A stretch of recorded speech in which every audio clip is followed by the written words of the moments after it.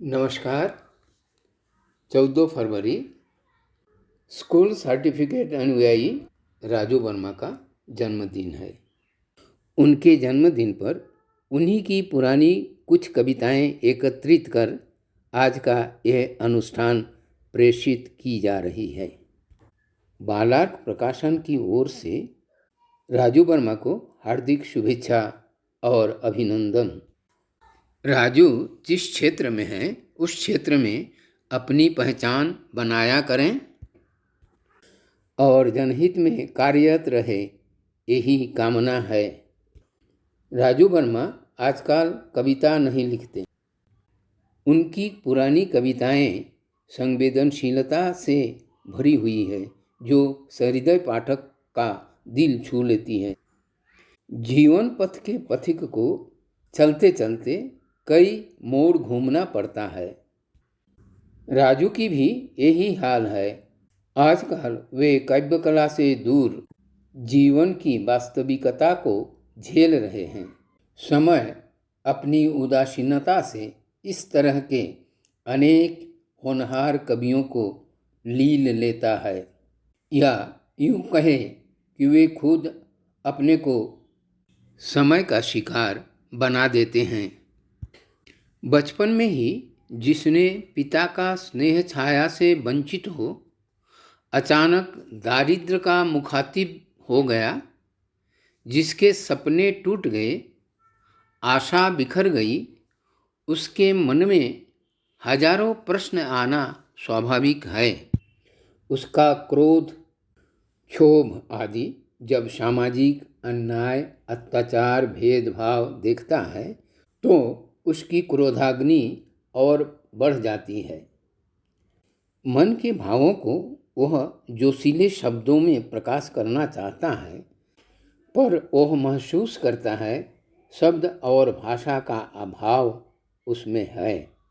उन दिनों हिंदी की पुस्तकें यहाँ उपलब्ध नहीं हो पाती थी और गरीबी के कारण मन को ठीक से नियंत्रित और एकाग्र नहीं कर पाता था। पारिवारिक कुछ दायित्व भी उसी उम्र में उसे संभालना पड़ा। कहते हैं ना, भूल गई सब अकिली बुधिया, जब हाथ पड़ी हर की मुठिया।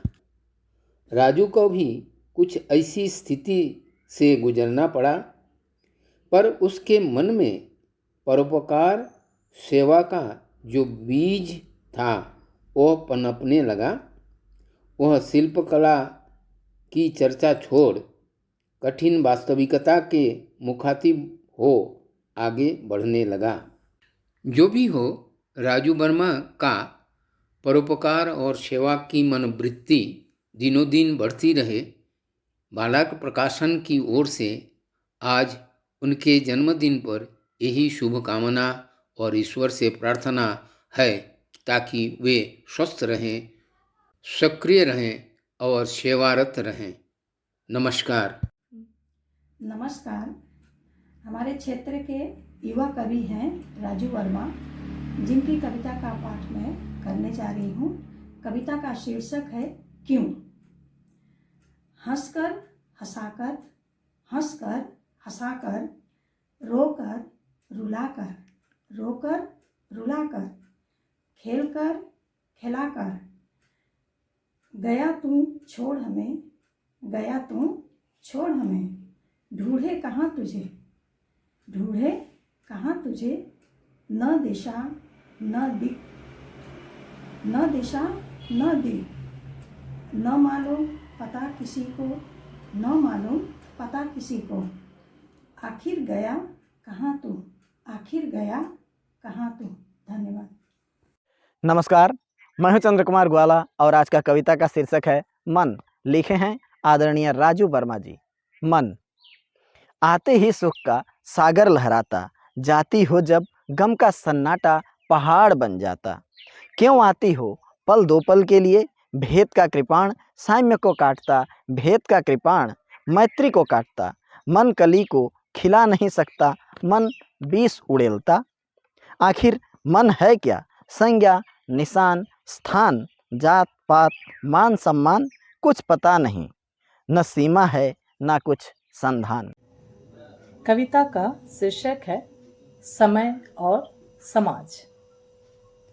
कब तक, आखिर कब तक सहती रहेगी तू अत्याचार?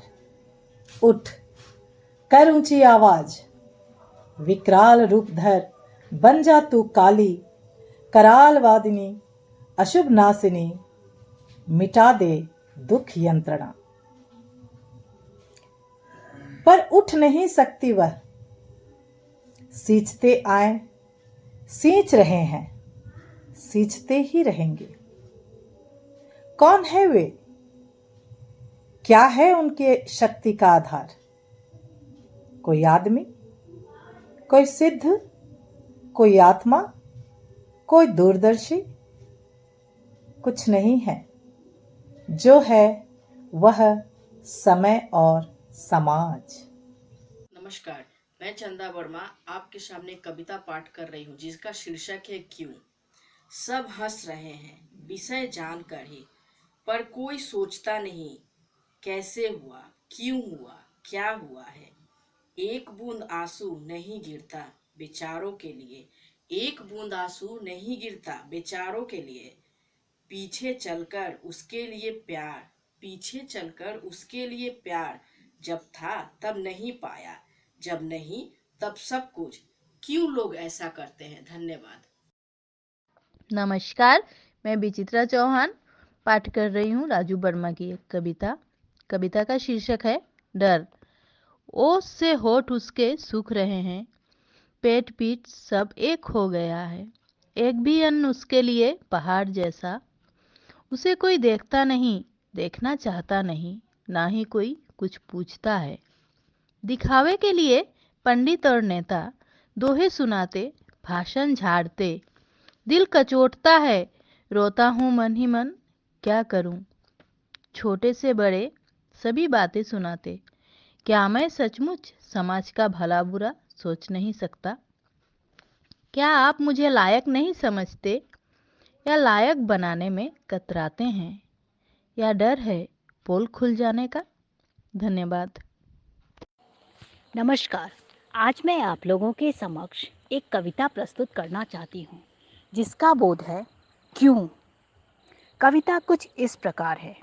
कैसे हैं निडर, निर्भय, मार कर, घायल कर, तोड़ फोड़ कर लौट जाते हैं।